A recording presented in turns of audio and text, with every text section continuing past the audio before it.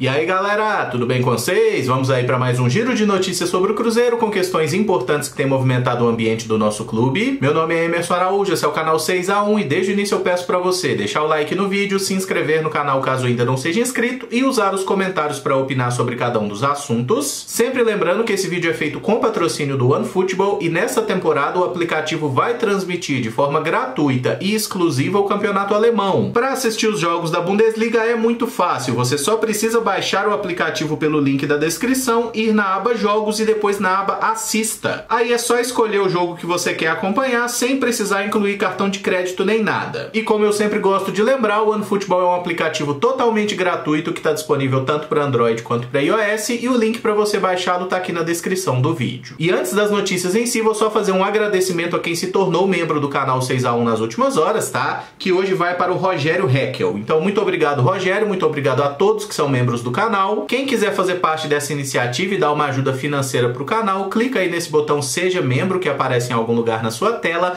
Caso faça adesão à categoria Sócio-Atleta, que tem a participação no grupo de WhatsApp, vai lá na aba Comunidade, que tem uma publicação que explica como você pode fazer parte desse grupo. O Cruzeiro treina nessa tarde de segunda-feira lá em Goiânia e fecha a preparação para encarar o Goiás na noite de amanhã, terça-feira, 9h30 da noite, jogo lá na Serrinha, que vai ter inclusive transmissão em TV aberta. Faltando apenas esse jogo para o fechamento da rodada, o Cruzeiro está em 15º lugar com 25 pontos conquistados e apenas 2 pontos acima da zona de rebaixamento. Com relação ao grupo de acesso, nós estamos 13 pontos atrás do Goiás, que é justamente o nosso próximo adversário e o time que fecha o G4 com 38. Então, em caso de vitória, o Cruzeiro consegue reduzir essa diferença para o G4 para 10 pontos e aumenta a vantagem com relação à zona de rebaixamento para 5. E o Cruzeiro hoje está vivendo um paradoxo porque a gente conseguiu alguns bons resultados e saiu da zona de rebaixamento, mas a gente não está longe dessa parte baixa da tabela. E a cada vez que um time lá de baixo ganha, por um lado é bom, porque alguém da parte de cima está perdendo ponto.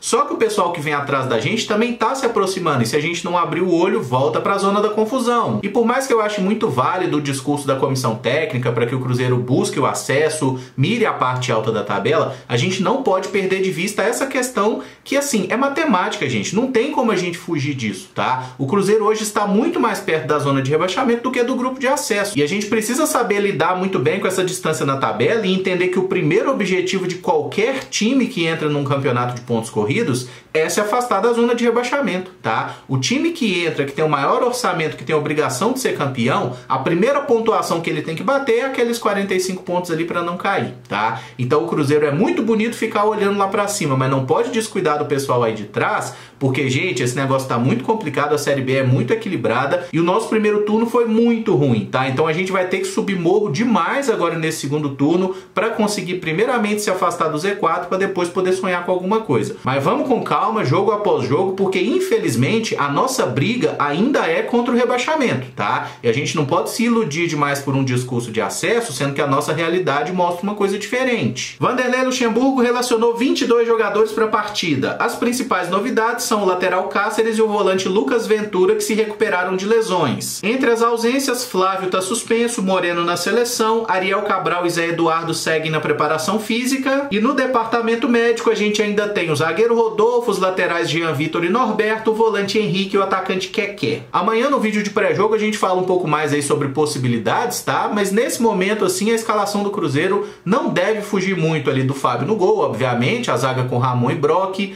Cáceres na lateral direita, já na lateral esquerda o Matheus Pereira, o meio-campo com Adriano, Rômulo e Giovanni Piccolomo, Wellington Ney e Bruno José nas pontas, e aí no ataque pode ser Thiago ou Rafael Sobis. Eu prefiro o Thiago por motivos que já cansei de enumerar, né? O principal deles é porque é um jogador que vai estar na área brigando com os zagueiros e tentando realmente fazer gol, enquanto o Rafael Sobis se movimenta demais e acaba que quando a gente precisa ter alguém na área, ele nunca tá lá, então eu acho que o Thiago é uma opção melhor. E com relação a esses retornos, né? Acho excelente a volta do Cáceres, é um jogador que estava fazendo falta. É claro que ele tá sem ritmo de jogo, né? Então a gente tem que ir com calma, ver como que ele consegue lidar aí com a intensidade intensidade da partida. Já o Lucas Ventura deve começar no banco, é um jogador que dá um pouco mais de força ali no meio campo, de qualidade de marcação também, mas ele deve começar na de fora e o nosso italiano de Pelotas segue tendo ali uma oportunidade, dessa vez no meio campo ao lado do Adriano e do Giovani. E por falar em Giovani, ele falou com a imprensa na Toca da Raposa e disse que os resultados têm melhorado a partir do momento que os jogadores se abraçaram e têm se dedicado muito, que se o nosso time igualar ao oponente na vontade, a nossa qualidade vai sobressair. Essa é uma impressão que eu tenho desde a última temporada e muitos podem achar que eu sou louco, né? Mas eu realmente acho que no ano passado e nesse ano o Cruzeiro tinha tranquilamente um dos 4 melhores elencos da Série B, tá? E se a gente olha para a questão financeira, o Cruzeiro teve no ano passado e tem nesse ano de novo o elenco mais caro da Série B. Ninguém gasta tanto dinheiro igual o Cruzeiro e a gente não consegue entrar nem do 10º lugar para cima. O que mostra que o problema não é necessariamente ter dinheiro, é saber investir esse dinheiro, é saber montar um elenco, saber gerenciar tudo isso, né? Realmente a gestão de futebol do Cruzeiro nesse aí 1 ano e meio, basicamente, de Série B tem sido muito ruim, tá? Mas vamos torcer que a coisa melhore agora. Parece que deu uma encaminhada aí com o Luxemburgo, com o Ricardo Rocha. Os jogadores também parecem um pouco mais ligados, como o próprio Giovani pontuou, né? E o salário deles também foi pago, o que certamente dá uma ajuda muito grande para todo mundo ficar mais amigo, mais feliz, trabalhar mais animado. E esse jogo contra o Goiás é uma excelente oportunidade de mostrar isso, né? Campo bom, adversário tradicional que vai atacar o Cruzeiro, então deve ser um jogo aberto, um jogo de alternativas, tá? Eu vejo a gente totalmente capaz de conseguir uma vitória. E com relação ao Giovani, tem lei do ex aí, né? Porque na última vez que o Goiás subiu para a Série A, o Giovani era um dos principais jogadores do time lá em 2018, e tomara que ele consiga fazer uma grande partida, como foi aquela contra o Sampaio Corrêa, né? Nos jogos seguintes ele deu uma caída aí, mas dessa vez não vai ter desculpa de gramado, tá? Porque o gramado é muito bom e eu tô na expectativa que o Giovani volte a fazer uma grande partida e nos ajude a trazer esses 3 pontos. O empresário André Cury entrou com mais um processo na justiça contra o Cruzeiro, agora cobrando R$133 mil pela intermediação na renovação de contrato do meia Maurício em 2019. Segundo o Globo Esporte, o agente tem ainda a receber 321 mil euros de uma venda futura do atleta, que hoje defende o Internacional. Na época que o Cruzeiro fez aquela negociação de Maurício por William Potker, eu já achei assim um negócio absurdo, um aborto da natureza, uma cagada sem tamanho. E quanto mais o tempo passa, pior essa negociação parece, né? Porque depois já foram revelados mais alguns detalhes. Eu não sei se vocês lembram, mas falaram assim, o Inter vai pagar para o Cruzeiro R$1.200.000. E na matéria do Globo Esporte, fala que esse valor que o Inter deveria pagar ao Cruzeiro, ele pagou para o André Cury para abater uma outra dívida que o Cruzeiro tinha com esse empresário. Então, se for puxar os pormenores aí, cara, o prejuízo técnico e financeiro que o Cruzeiro tomou nessa negociação é de um absurdo sem tamanho, porque a gente perdeu um moleque promissor que, assim, não é titular absoluto do Internacional, mas está sempre envolvido nas partidas. Trouxemos um atacante caro, pagando um salário totalmente fora da nossa realidade, com aquelas luvas de 1 milhão que causaram um problema fudido aqui no Cruzeiro, né? Todo mundo com salário atrasado. Chega um bonitão lá do Rio Grande do Sul com 1 milhão na mão de luvas para assinar o contrato. Agora tá lá nas Arábias, também não tá servindo ao Cruzeiro. Então foi uma negociação horrorosa, né? E mais uma aí que a gente toma, mais uma dívida aí do glorioso André Cury. Entrou com processo na justiça, agora tem os trâmites, demora um pouco, né? Mas a gente sabe que provavelmente uma hora o Cruzeiro vai ter que pagar. Marcelo Moreno jogou ontem pela seleção e fez os 2 gols da Bolívia na derrota para o Uruguai por 4-2. Martins chegou a 8 gols em 7 jogos nas eliminatórias, se isolando na artilharia da competição. Eu não sei se vocês viram os gols da partida, tem lá no site do GE, tem no canal de YouTube também, é muito fácil assistir aí os gols lá de Uruguai e Bolívia.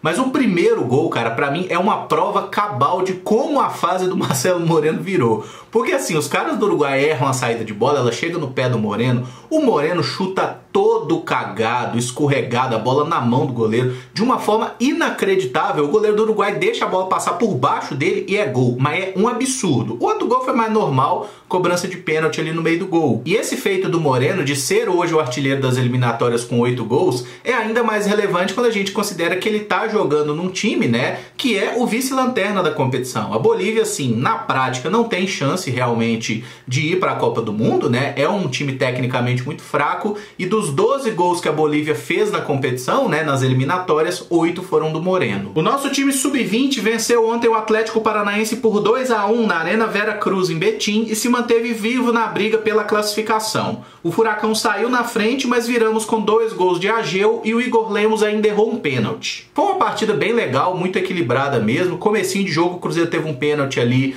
o Igor Lemos bateu mal, o goleiro fez uma boa defesa, né? Mas aí teve um momento ali realmente de domínio do adversário, o Atlético Paranaense estava jogando melhor, abriu 1-0 e o Cruzeiro conseguiu empatar numa jogada de bola parada, cobrança de falta do Riquelme que o Ageu desviou ali pro gol. Eu sinceramente não vi o desvio do Ageu, mas todo mundo falou que desviou, então eu acredito. Porque essas transmissões pela internet normalmente são feitas só com uma câmera, né? E se aquele ângulo ali tiver encoberto, irmão, já era, você não consegue ver mesmo. O segundo gol já foi um puta de um golaço, o Ageu conduziu, meteu uma balaça ali de fora da área, o Cruzeiro conseguiu uma vitória, teve outras chances para matar ali no finalzinho, também desperdiçou. E assim, a gente ainda tem uma chance, né? Faltam algumas rodadas aí, o Cruzeiro tá 3 pontos atrás do 8º colocado, mas tem muita gente envolvida nessa briga. E com relação ao Ageu, o volante que fez os 2 gols, o portal Deus Me Dibre noticiou que o atleta pode sair de graça do clube a qualquer momento, por causa daqueles contratos mal feitos na época de Itair Machado. Eu já expliquei sobre isso em outros vídeos, mas vamos mais uma vez porque é importante clarificar essa questão. A FIFA diz que o primeiro contrato profissional que um atleta assina tem que ser por no máximo 3 anos, tá? Na época que o Itair Machado era o manda-chuva do Cruzeiro e tinha lá o amigo dele, o Amarildo, aquele careca cabeludo como diretor da base, eles assinaram contratos com vários atletas jovens por 5 anos. Só que só os 3 primeiros valem. Depois que o cara cumpriu 3 anos, ele pode sair de graça. O Alejandro, por exemplo, foi embora sim. Esse primeiro contrato que o Ageu assinou completou 3 anos no mês de agosto. Então, nesse momento, ele está vinculado ao Cruzeiro, mas se algum clube fizer uma proposta e ele quiser sair, ele pode sair de graça, entendeu? É um menino muito promissor, inclusive estava treinando no elenco principal semana passada, o Luxemburgo já estava observando ele, e segundo a matéria lá do portal Deus Me Dibre, já tem uma renovação encaminhada há pelo menos 2 meses, só que até agora não foi concretizado o negócio. E aí eu fico me perguntando por que porra de motivo não sacramenta, não assina a renovação com o moleque. Estão esperando o quê? Estão esperando perder mais um? O Cruzeiro já perdeu um monte de jogador jovem. Semana passada eu falei do Vitinho, que tá lá no Palmeiras, situação igualzinha a essa, tá? Teve o César, não sei o quê. Assim, gente, teve o Paulo, que a renovação do Paulo foi um parto. Quase que a gente perdeu esse zagueiro super promissor. É um jogador que levanta interesse de outros clubes, assim como o Ageu, que o São Paulo já tentou levar. Então o Cruzeiro tá esperando o quê para renovar com o Ageu? Chama o representante do cara, o jogador gosta do Cruzeiro, tá no clube desde 14 anos, assina com o cara, gente, sabe? É jogador bom, é um jogador que tem qualidade, já mostrou isso no Cruzeiro. Nessa temporada ele é um volante que tem 7 gols marcados. Então assim, eu fico me perguntando é realmente isso. O que é que o Cruzeiro tá esperando? Quem souber a resposta, por favor, deixa aí nos comentários, tá? E esse vídeo fica por aqui. Se você gostou, não esquece de deixar o like e também de se inscrever no canal caso ainda não seja inscrito. E usa os comentários aí para opinar sobre cada um dos assuntos que a gente abordou agora. Muito obrigado por acompanhar, um abraço e até o próximo vídeo. Valeu!